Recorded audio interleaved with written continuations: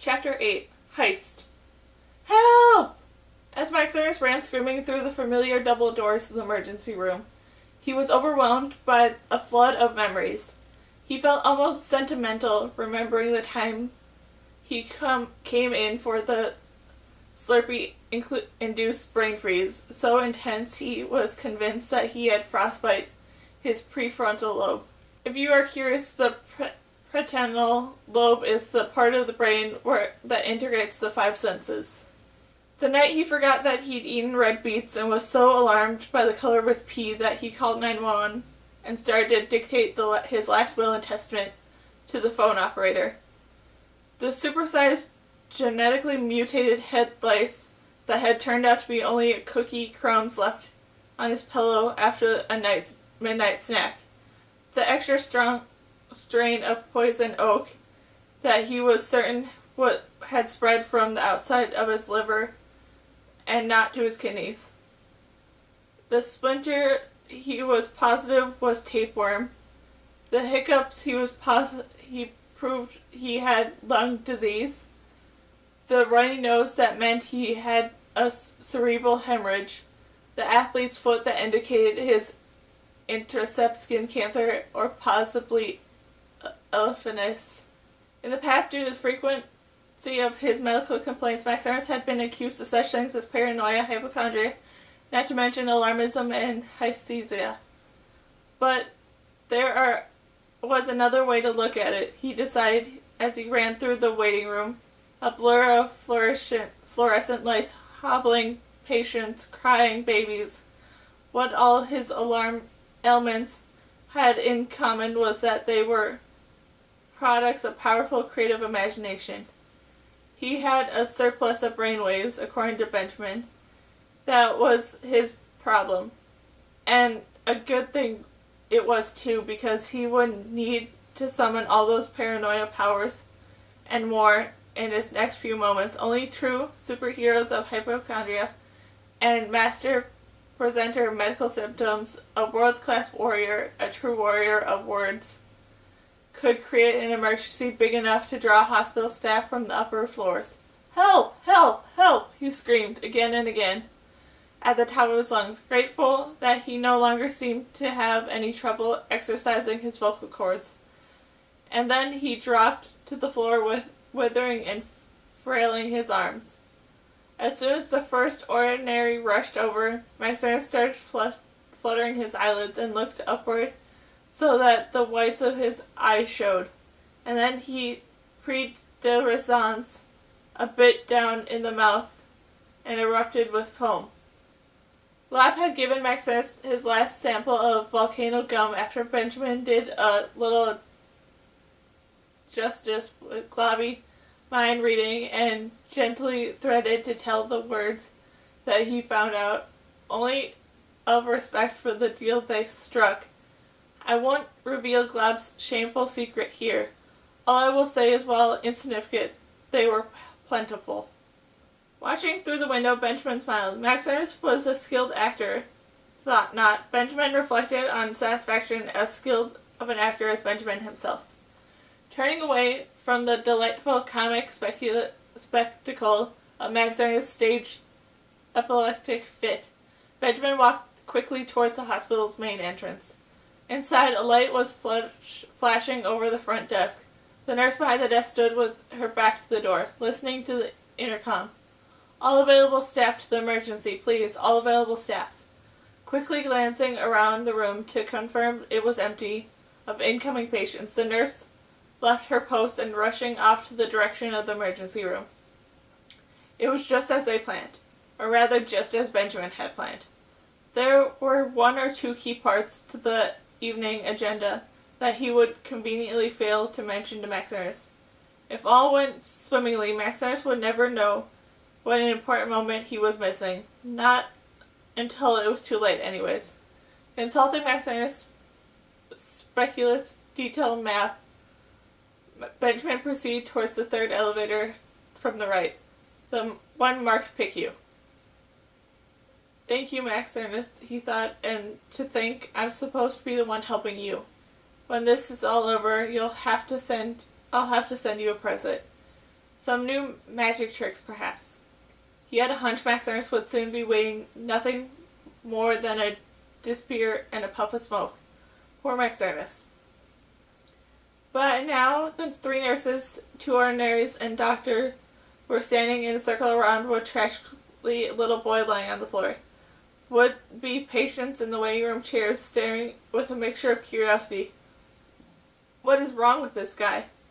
And resistance. Why is he getting so much attention when I've been here for 3 hours? Yes, that's right. I've been having chest pain and shortness of breath, gasped Max Ernst, wheezing noisily. It's very, very short, see? He knew those were the things that were supposed to command the most immediate attention in the hospital, but for some reason the doctors didn't seem to see it that way. Those aren't necessarily symptoms of epilepsy, said the doctor, regarding him skeptically from above. I know it's unrelated. My asthma, commanded with an allergic reaction, I think. To what? Vinyl? The flooring is vinyl, see? You're having an allergic reaction to the floor in here? Yes, the floor is very highly toxic. I think you should consider replacing it. I don't explain why you're here in the first place. Or was your reaction anticipatory? Max Ernst nodded vigorously. Well, that, in fact, I was undergoing cardiac arrest. The doctor leaned down to feel Max Ernst's pulse. She had a stethoscope to his chest and listened intently. Max Ernst breathed in and out as fast as he could, to no avail. The doctor smiled standingly. Well, you can rest easy. I'm very confident you're not having a heart attack. Oh, that's just because I have a white-coated syndrome. You know, when you see a doctor and suddenly your symptoms disappear, but then they come back when the doctor's gone. Actually, white coat syndrome, otherwise known as white-coated hyphension, is almost the exact opposite of what you're describing, said the doctor smoothly. It's when the side doctor induces high blood pressure in patients who otherwise exhibit normal blood pressure for some reason. I don't think it's your problem. Max Ernst suddenly cursed to himself. How could he have gotten that wrong? It was so unlike him. He must be nervous. I think the only white coat you need here is one to put you on you. The doctor gestured orderly. Straitjacket, please. Max Ernst turned pale. He knew all about the straitjackets from reading biographies of Houdini and other escape artists, but that's how he knew he wouldn't be able to escape from one. I'm not crazy. I just have Munchausen syndrome, he said desperately, referring to the medical disorder considered as a fabricating medical disorders. I can control it, I promise. You no more have Munchausen syndrome than I am a munchkin of Oz, declared the doctor, towering over Max Ernst. The nurse from the reception area strode in. She looked down at Max Ernst in surprise. Max Ernst? What are you doing here? Are you okay? Max Ernst jumped to his feet. Nothing. It's fine. I'm fine. Not wanting to respond, he sprinted towards the exit. Taken by surprise, the nurse and staff watched him go for a moment before running after him. Hey, we have to be fast, Max Ernst whispered, entering Cass's room. Benjamin, can you hear me? Benjamin, who had been leaning over Cass, stood up straight, startled. His monocle fell to the floor. Fumbling, he picked it up and restored it to the place covering his eye. Sorry if I scared you, continued Max Ernst. They figured out I was faking. They even figured out I was faking. Like that, I didn't think, even for a real Munchausen syndrome, if it was a Munchkin, which, if you think about it, is a fake syndrome. Anyways, they'll be here any second. He stopped, seeing Benjamin's expression. What happened? Is she okay? Were you able to see inside her head? Yes, for a second. I almost saw Benjamin seeming to be in some kind of trance, as if still inside Cass's mind. I almost reached her, and then he trailed off. You mean you? Wow, that's great, said Max Ernst, excited. If it stalled, then nurses for another minute, would you be enough time to reach her? Benjamin nodded, staring down at Cass. I think so. Okay, maybe I can just run around the floor and make them chase me. How about that? Yes, good idea. Max Ernest hesitated at the doorway, staring at Benjamin. He was thrilled that Benjamin was on the verge of success, and yet he felt strangely uneasy. What did you see before, or almost see? The secret, Benjamin said softly. The jagged line of Cass's heart monitor reflected eerily in the monocle of the moving crack of his glass lens. She was thinking about the secret, I could tell. I was so close. The secret? What do you know about the secret? Said Max Ernest, his guard immediately up. Oh, I don't know about it at all, really, said Benjamin quickly. He looked up at Max Ernest, regarding his composure. It's just that I couldn't help picking up from you and Cass was looking for the secret. A secret, I should say. There are so many secrets in the world, after all.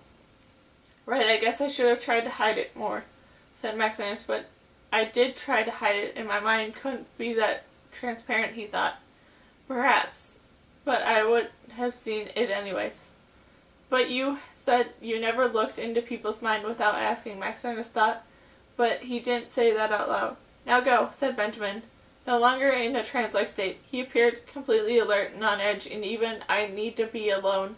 It's very important. Max Ernest stared at his friend, or rather the boy he thought was his friend. He couldn't trust Benjamin. He knew it. Now, for certainly. You know what? I don't think there's time after all. The nurses will be here any second. We better get out of here while we can. Just give me 1 minute with Cass, old chum. I'm afraid I must insist. Let me worry about the nurses. Benjamin took a step towards Max Ernest. It was clear that if Max Ernest didn't leave, Benjamin was prepared to push him out the door. No, I don't think so. Max Ernest started looking around the room for an object, a broom or a mop, maybe, with which to protect himself, and Cass if necessary. Max Ernest, what's going on here? I need an explanation, or I'm going to have to call security right now. The boy turned. The nurse from the reception was standing in the doorway with her hands on her hips, the janitor behind her. The jig, as they say in crime business, was up. 3 minutes earlier, Max Ernest would have been bitterly disappointed to see them show up, but now he was relieved.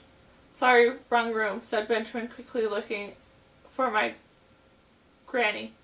He rushed out without looking anybody in the eye. Max Ernest was unable to leave so quickly. He had to talk to the hospital administrator first. Thankfully, the nurse persuaded the hospital not to press charges, as some had wanted, or even to have Max Ernest committed to the mental ward, as others had suggested. Grief over Cass, she said, was responsible for his crazy behavior. Nonetheless, Max Ernest was left to the hospital totally disappointed. Time, he knew, was running out, and he seemed further away from saving Cass than ever. And yet, when he got home and saw Yoji's email, he was flooded with relief.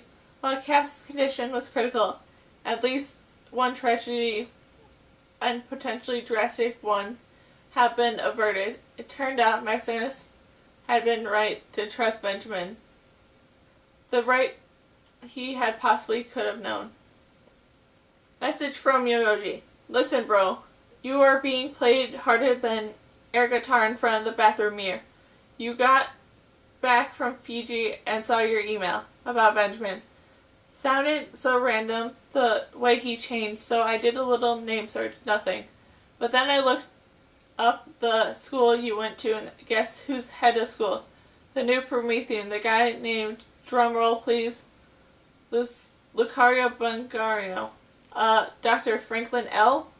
Yep, Benjamin's school is run by the Midnight Sun. Don't know what it means. Spy? Definitely not good. Alert, alert, alert. Please tell me when you get this so I can relax and go back to building game levels.